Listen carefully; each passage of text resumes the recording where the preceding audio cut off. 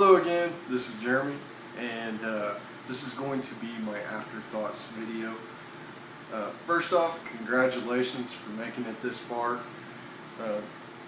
You will be maybe happy to know that the limited amount of information that I've shared with you in this series probably puts you above knowledge level on the Bill of Rights than the bulk of your fellow citizens. It's a sad state of affairs, it really is. But you're on your way to becoming a better citizen. Hopefully you'll help educate your fellow citizens and we can help get back on track the way we should be. With that being said, let me clarify some stuff. I hear a lot of people saying the Bill of Rights grants me this, gives me that, or allows me to have this freedom, or whatever. It's a piece of paper. It doesn't actually grant you anything. It doesn't protect anything. Think of the Bill of Rights more as a series of lines that the government is not allowed to cross. Where your rights actually come from is the fact that you're a human being and you're a citizen of this country and you have the intestinal fortitude to defend those rights. That's actually where they come from. That's who grants them.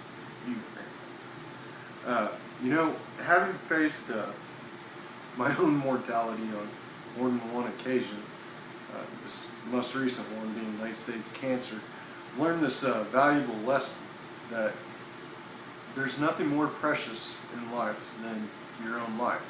And if you're a parent, it should be your kids. Hopefully it's your kids.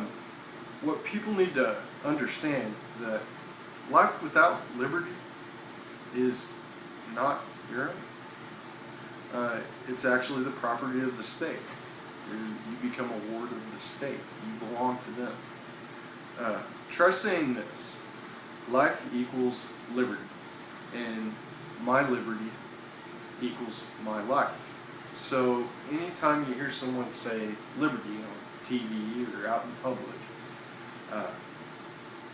put in my life instead of liberty, and it'll help make a little more sense to you. So ask yourself this, that when an elected official or whoever in our government is talking about infringing on your rights, they're talking about taking a piece of your life, or all of it. Maybe that's the end game, who knows. But what is the traditional response and the appropriate response when someone tries to take a piece of your life, or all your life? That'll kind of give you an idea of how serious your job is in maintaining this republic. I'll give you a hint on what our founding fathers did when their rights were threatened. They fought back. They defended themselves. Now, of course, the manner in which you do this is situation dependent. Not everything requires talking. Not everything requires violence. It's a mix, and like I said, it's situation dependent. You just got to be able to read the situation. You need to do it with a sense of wise and prudent judgment. We're all sovereigns after all, and is a king not capable of making those decisions? Because that's what a sovereign is. A whole nation. But to choose not to defend your liberties is exactly what a victim does. It's not the choice of a sovereign not to defend yourself. When you choose not to defend yourself, you are making yourself someone else's property. You're giving up your sovereignty. You become, like I said earlier, the ward of the state. Those who choose to fight, or not fight back rather, don't have a say. You don't possess any rights of any kind except those actually granted by the state. And take in mind, they can revoke those rights at their discretion. But don't take my word for it. Let's hear some of the Founding Fathers' quotes on it. And if you haven't guessed, I really love old quotes. If ye love wealth better than liberty, the tranquility of servitude better than the animating contest of freedom, go home from us in peace. We ask not your counsel or arms.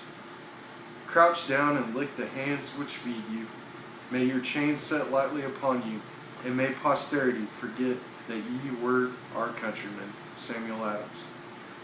Necessity is the plea of every infringement of human freedom. It is the argument of tyrants. It is the creed of slaves. William Pitt. That's going to conclude my Afterthoughts. Thanks again for watching my series. Hopefully pretty soon I'll have some more on for you. So thanks again. Have a good evening.